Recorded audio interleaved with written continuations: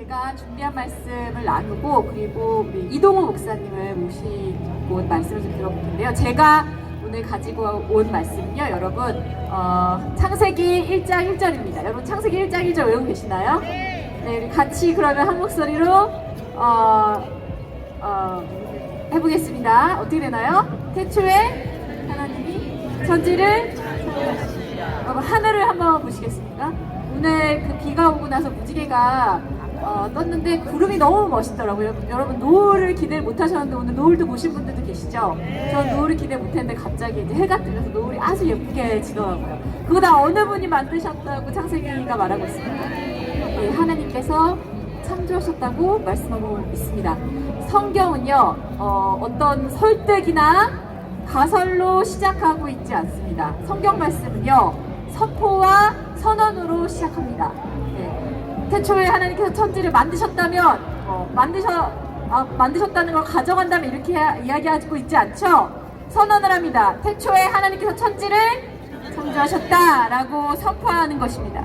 이걸 넘지 못한다면 우리가 기독교를 받아들일 수 없겠죠. 그런데 여러분 아시겠지만은 이제 미국의 케네디 대통령이 당선된 다음에 이 케네디 대통령이 한 그 여러 가지 정책 중에서 잘못된 게 몇 가지가 있는데요. 그 중에 하나는 공립학교에서 십자가를 다 떼버리고 체프를 없앤 것입니다. 그리고 교육부 장관으로 존 듀이라는 사람을 앉힌 다음에 어떤 교육을 시키냐면 이성주의, 경험주의 교육관을 아이들에게 심어주기 시작합니다. 이성주의 혹은 경험주의라고 학자들이 이야기하지만 사실은 창세기 1장부터 11장을 믿지 못하겠다고 하는 인본주의 교육관이 들어온 것입니다. 많은 사람들이 이해가 되고 납득이 되어야 성경 말씀을 믿겠다 이렇게 이야기를 해요. 제 이성으로는 이해되지 않으니 하나님 말씀 듣지 않겠다는 것입니다. 그것이 다 이성주의 세계관 그리고 경험주의 교육관에서 온 것입니다. 그러나 성경은 그렇게 말씀하고 있지 않습니다. 하나님은 먼저 선포를 하시고 믿음이 먼저라고 말씀하십니다. 제가 예를 들어 보겠습니다. 제가 올림픽공원에 처음 왔던 날이 언젠가라고 생각을 해보니까요. 한 3살 정도 되었던 것 같습니다. 그때는 체조 경기장으로 제가 기억을 하는데 저희 부모님이 다니시던 교회에서 집회가 있었고 저는 아무 생각이 없이 따라왔는데 제가 올림픽공원에 왔을 때 어떤 그 지리학적 혹은 지질학적인 연구를 하고 올림픽공원이 어디에 있는지 다 조사해보고 왔을까요? 아니면 저희 부모님 손을 잡고 왔을까요? 저희 부모님 손을 잡고 왔습니다. 그리고 올 때 아무것도 준비하고 오지 않았고 그냥 따라만 왔습니다. 근데 와보니까 제가 올림픽공원에 와 있는 거예요. 성인이 됐습니다. 성인이 되어서도 제 경험에 따라서 올림픽공원이 여기에 있다, 방이동에 있다는 걸 알았습니다. 그런데 제가 이성적으로 다 파악을 해서 방이동에 올림픽공원이 있다는 거를 알고 온 게 아니라 관계에 의해서 부모님이라는 어떤 신뢰관계에 의해서 먼저 왔고 그 믿음을 따라서 왔더니 올림픽공원이 있는 거잖아요. 제 말이 맞죠? 믿음이 경험보다 먼저입니다. 내가 먼저 믿으면 깨달아지는 겁니다. 하나님이 그렇게 말씀하십니다. 그러나 세상은 그렇게 이야기하지 않습니다. 다 알아보고 판단해 본 다음에 믿을만 하면 믿으라고 이야기하는 것입니다. 여러분 어떤 것을 선택하시겠습니까? 제가 알기로는 제가 경험한 하나님은 먼저 믿으면 깨닫게 해주시는 분입니다. 여러분 동의하십니까? 네. 그리고 믿음에 대해서요. 혹시 히브리서 11장 1절을 암기하고 계신 분 계십니까? 믿음에 대해서 뭐라고 말씀하십니까? 증명이라고 말씀합니다. 믿음은요. 증거입니다. 증명이 돼야 되는 겁니다. 그런데 많은 사람들이 고난 앞에서 넘어집니다. 왜 넘어질까요? 증명된 믿음과 증명되지 않은 믿음이 있기 때문입니다. 하나님은 때때로 우리에게 고난을 허락하십니다. 왜냐하면 우리의 믿음이 진짜인지 아닌지는 고난 앞에 우리가 마주해 봐야 아는 것이기 때문입니다. 믿음에 대해서 조금 제가 제 얘기 이야기를 해보고 싶습니다. 제가 최근에 어떤 오해를 받고 있는데요. 오해를 받은 게 너무 억울해서 제 친구에게 전화를 했습니다. 제 친구에게 전화해서 막 이런 일이 있었다고 이야기를 했어요. 그러니까 그 친구가 저한테 이렇게 이야기하는 겁니다. 나는 너를 믿어 이렇게 이야기하는 겁니다. 그래서 제가 물어봤습니다. 네가 나를 뭐를 알고 믿냐? 너는 내 친구긴 하지만 나에 대해서 뭘 알길래 나를 믿어주냐라고 이야기하니까 짧은 에피소드를 하나 이야기해줬어요. 그 친구가 몇 년 전에 기억을 못하는데 몇 년 전에 저한테 신용카드 한 장을 만들어줬습니다. 꽤 높은 금액의 한도를 갖고 있는 신용카드였습니다. 근데 제가 좀 경제적으로 어려웠을 때였어요. 근데 그걸 주면서 네가 어디에 써든 용도도 물어보지도 않고 얼마를 썼든지 내가 너한테 갚으라는 얘기를 하지 않을 테니까 그걸 저한테 쓰라고 하는 거예요. 그래서 제가 생각 없이 그걸 받았는데 쓰지 않았습니다. 이유가 두 가지가 있는데요. 그 친구를 위해서 쓰지 않은 게 아니라 저 자신을 위해서 쓰지 않았어요. 이유가 두 가지였는데요. 첫 번째는 사람을 의지하게 될까봐 안 썼습니다. 두 번째는 그 친구하고 관계가 중요했거든요. 근데 제가 잊어버렸습니다. 잊어버리고 그 카드를 잘라버렸어요. 근데 그 연회비가 굉장히 높은 카드였는데 카드 회사에서 전화가 왔답니다. 높은 연회비를 내고 왜 한 푼도 안 쓰냐고. 그래서 잊어버렸어요. 저는 그걸. 근데 그 친구가 그 얘기를 하는 겁니다. 저도 잊어버린 이야기를 하면서 난 네가 그런 행동을 할 사람이 아니라는 걸 잘 알고 있다. 근데 제가 그 얘기 듣고 마음에서 울컥한 거예요. 세상에서 나를 믿어주는 사람이 한 사람만 있어도 이렇게 살아갈 용기가 나는구나. 그런데 사람 앞에서 인정받고 오해받지 않는 것보다 더 중요한 게 뭘까요? 하나님 앞에서 우리가 믿음으로 인정받는 것입니다. 그리고 동시에 우리가 하나님께 그런 믿음을 드리는 겁니다. 존 듀이가 많은 사람들에게 퍼뜨린 경험주의 교육관에서는 이렇게 이야기를 합니다. 고난이 오거든 복수하고 고난이 오면 참아내라 라고 이야기합니다. 그 고난이 지나갈 때까지요. 그런데 성경은 그렇게 말씀하고 있지 않습니다. 야고보서 1장 2절을 암기하시는 분이 계십니까? 제가 말씀드릴게요. 야고보서 1장 2절 이렇게 되어 있죠. 너희가 시련을 만나거든 어떻게 하라고 되어 있습니까? 온전히 기쁘게 여기라고 이야기합니다. 세상은 그렇게 이야기하고 있지 않아요. 고난이 오면은 그 고난이 지나갈 때까지 잘 숨어 있다가 혹은 그 고난을 유발한 사람에게 가서 복수하라 이렇게 이야기합니다. 그러나 하나님은 뭐라고 말씀하시냐면 기쁘게 여기라고 말씀하십니다. 그리고 이후 3절에서 뭐라고 말씀하십니까? 그 고난이 결국에는 인내를 이루기 때문이라. 그리고 그렇게 인내하는 사람에게 나중에 온전히 구비하여 조금도 부족함이 없게 하기 위함이다 라고 말씀하십니다.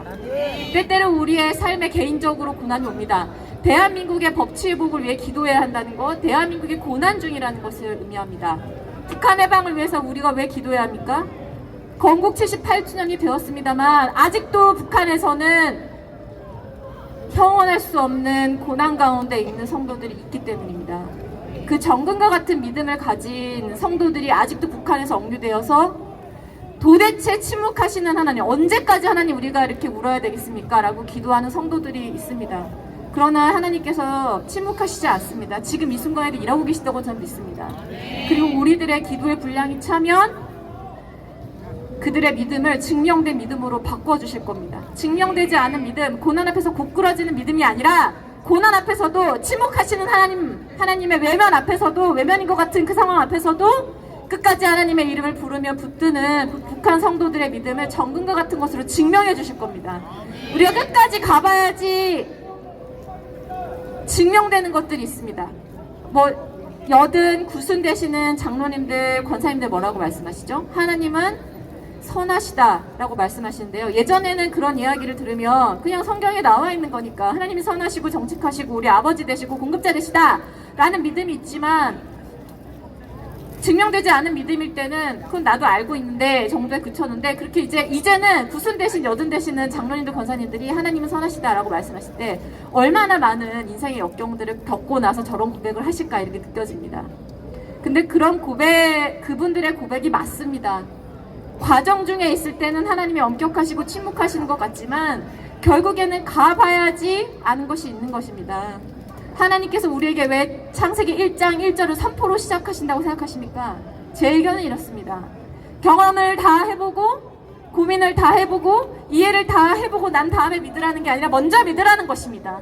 그리고 그 믿음을 증명해나가는 과정에서 고난이 온다 하더라도 그 끝에서 반드시 선함을 약속하신 하나님, 자기 자신을 말씀을 통해서 계시하시고 우리들의 경험을 통해서 증명해내신 하나님을 믿으라는 것입니다.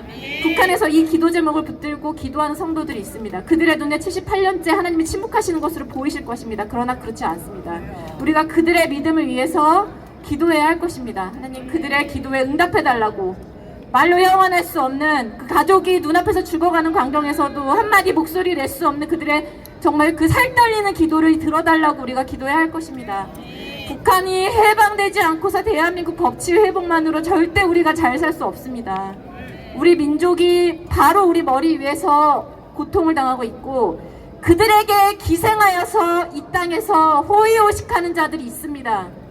그들을 우리가 진멸해야겠습니다. 무엇으로 진멸할 수 있겠습니까? 우리 기도밖에 없습니다.